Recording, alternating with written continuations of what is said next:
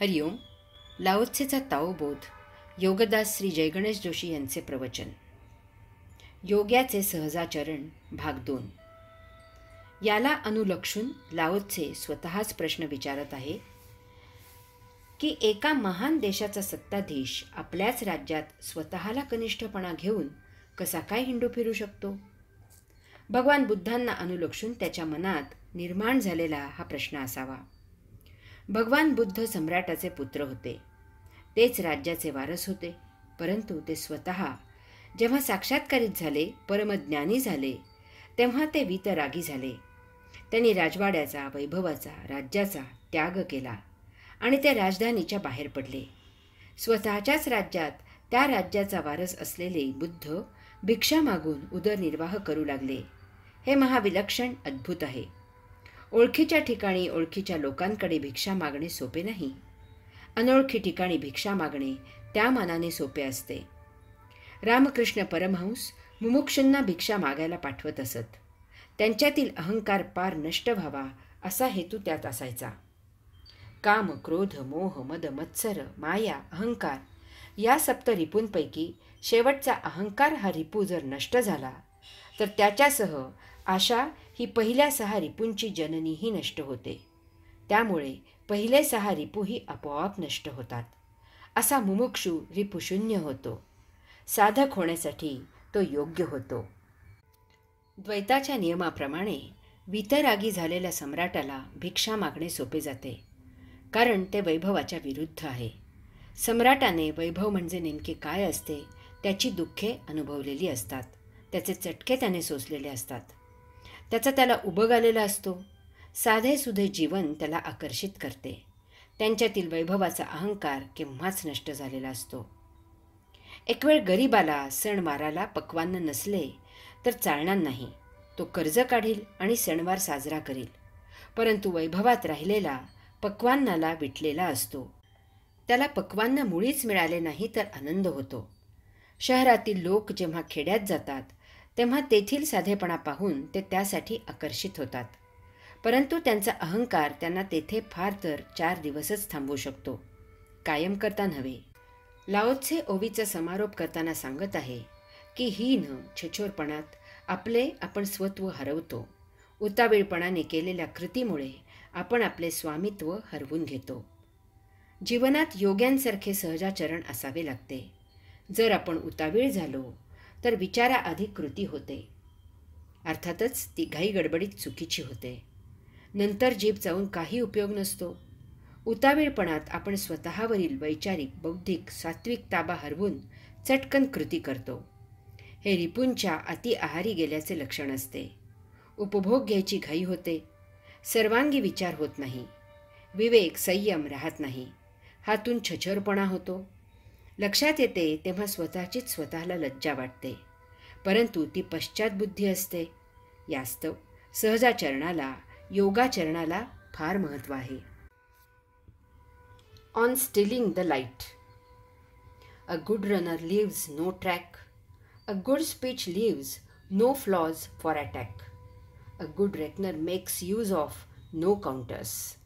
A well shut door makes use of no bolts and yet cannot be opened.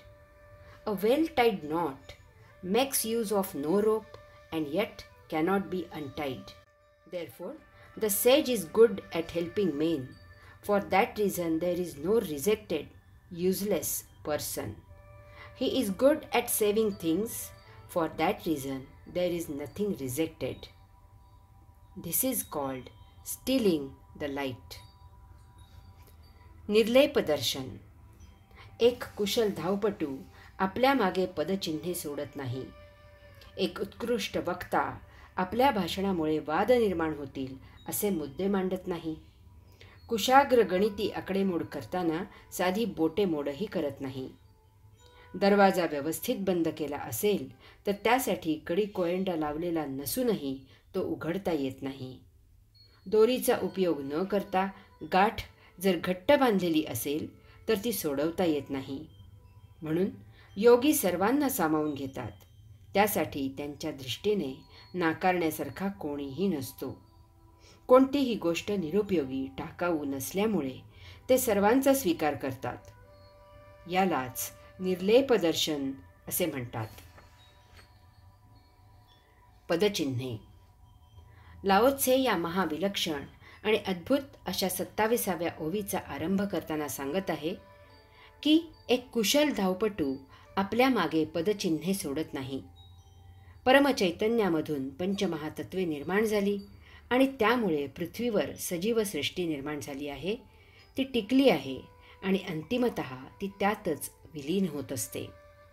या पंचमहातत्वांचे या ओवीच्या दृष्टीने महत्त्व असे आहे की आकाश, वायू, तेज, पाणी या 4 महातत्वांमध्ये विहार केला तर त्याचा मार्ग, खूण तेथे कायमस्वरूपी निर्माण होत नाही. तेथे विहार केलेल्या मार्गाची खूण, पदचिन्हे मागे राहत नाहीत. तात्पुरती तेथे खूण किंवा पदचिन्हे तयार होतात आणि तत्काळ ती त्यातच विसर्जित होतात. आकाश किंवा त्यातील वायू, तेज तसेच पृथ्वीवरील पाणी अशा प्रकारचा मार्ग त्याची पदचिन्हे टिकवून घेत नाहीत. आकाशात पक्षी विहार करतात. त्यांच्या मार्गाची खूण, पदचिन्हे तेथे टिकत नाहीत. आकाशात विमाने उड्डाण करतात.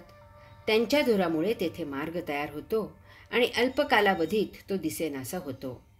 आकाशातील वायू आणि तेज असे मार्ग टिकवून घेत नाहीत. पाण्यात जलचर प्राणी विहार करतात. त्यांच्या विहाराचा मार्ग पाण्यात तयार होत नाही. पाण्यात बोटी चालतात. त्यांच्या येण्या जाण्याचा पाण्याचा पट्टा तेथे दिसू लागतो आणि अल्पावधीतच तो अदृश्य होतो. याचे कारण यातील आकाश, वायू आणि तेज ही महातत्वे सूक्ष्म आहेत, तरल आहेत. पाणी जड, दृश्य असले तरी ते प्रवाहित आहे. त्यामुळे त्यावरील चिन्हे पाण्यात विरतात. याला एकमेव अपवाद आहे तो शेवटच्या महातत्वाचा, पृथ्वीचा. पृथ्वी जड, दृश्य आहे. त्यावर वास्तव्य करणारे सजीवही जड, दृश्य आहेत. पृथ्वीवर सजीवांनी विहार केला की त्यांची पदचिन्हे पृथ्वीवर उमटतात. पृथ्वीवर कोठेही ये जा केली की तेथे पायवाट तयार होते.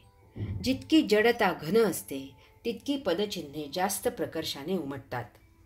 जर पंचमहातत्व आणि किंवा वस्तुजगत यापैकी एकामध्ये घनता नसेल किंवा सूक्ष्म असेल तर पदचिन्हे उमटत नाहीत.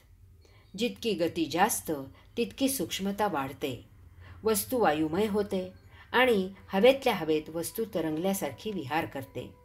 त्यामुळे पदचिन्हे उमटत नाहीत. यामुळे लाओत्सेने येथे धावपटूचे उदाहरण घेतले आहे. जर त्याची गती तीव्र असेल तर जमिनीवर पदे हळूवार पडतात आणि त्यामुळे पदचिन्हे उमटत नाहीत. अध्यात्म योग साधनेने योग्यात उदानवायू प्रज्वलित झालेला असल्यामुळे त्याची पदचिन्हे उमटत नाहीत. म्हणून चालताना पायाचा आवाज न करता चालावे. पाय आपटत चालू नये. झोपून उठल्यावर अंथरुणावरील पलंग पोसाला सुरकुत्या पडू नयेत. ते अयोगिक आहे. ही अध्यात्मात मुक्तीची यात्रा योग्य मार्गे सुरू असल्याची लक्षणे आहेत. युधिष्ठिराचा रथ जमिनीपासून 4 अंगुळे वर धावत असे. हरी ओम.